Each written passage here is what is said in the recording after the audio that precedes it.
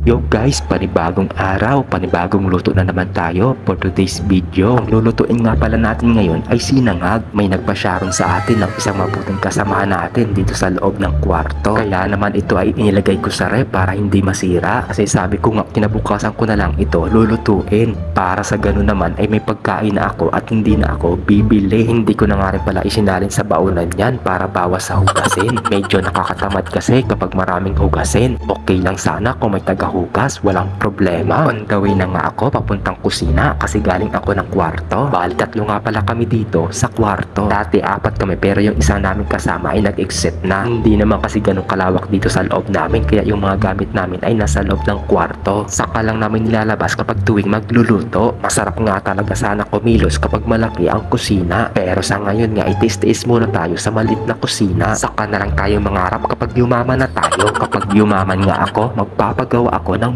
malaking kusina yung kakasya ang isang buong barangay para pag magpo-food trip tayo ay magkakasya tayong lahat. O siya, nalis na ng landas yung usapan natin. Kalimutan ko at ako'y magluluto pa. Isutay a little bit lang natin yung ating garlic hanggang sa maging golden brown. O diba, English yarn. Pag lumabas na yung aromatics ay ilalagay na natin itong leftover rice natin. Katapos sutay again at ilalagay na natin itong mixed vegetables natin. Pagpasensyahin nyo na yung mixed vegetables natin medyo frozen pa. Palag-palag na yan. Lalagay tayo dito ng kunting powder. At syempre maglalagay na rin tayo dito ng mga pangpalasa. Pamintang durog, asin at itong magic sarap. Pwede mo kalimutan yung ibang sangkap, wag lang yung magic sarap. Ayan, pagkatapos ma-mix natin, ititikman natin ito kung tama lang ba ang lasa. Para kumbaga kapag kulang ay pwede tayo magdagdag. Pero parang hindi na kailangan magdagdag kasi ikaw lang ay sapat na. Sapat ka na sa aking puso.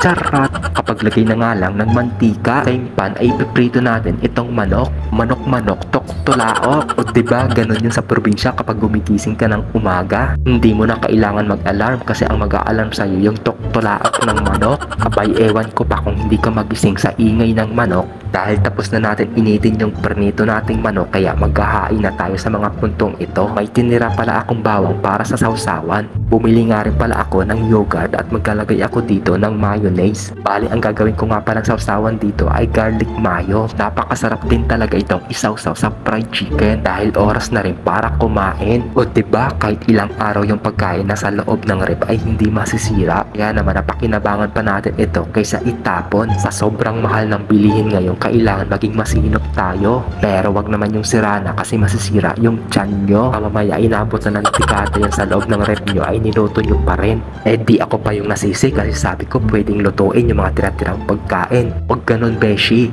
Charot lang. O siya, maiba na nga lang yung kwento. Pero maiba nga ako. Sobrang sarap talaga yung pagkasangag ko dito. Sabayan mo pa ng malutong na fried chicken. Tapos sabayan ng masarap na sausawan.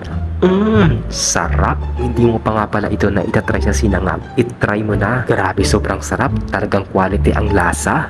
Kung mapapansin nyo nga ay talagang sinasagad ko ang pagdakot ko dito sa sausawan. Medyo nabulunan na nga ako kaya uminom muna ako ng kape pang panulak. Tapos ayan, binanatang ko ulit. Parang relasyon lang yan kapag napagod ka, eh di magpahinga ka. Bago pa tayo humugot, kung hindi ka pa nga pala nakapalo sa page ko, please follow the button, like, share, comment at kung hanggang saan umabot ang video natin. Thank you. God bless po sa inyong lahat. Love, mwah, mwah, chup, chup, bye bye.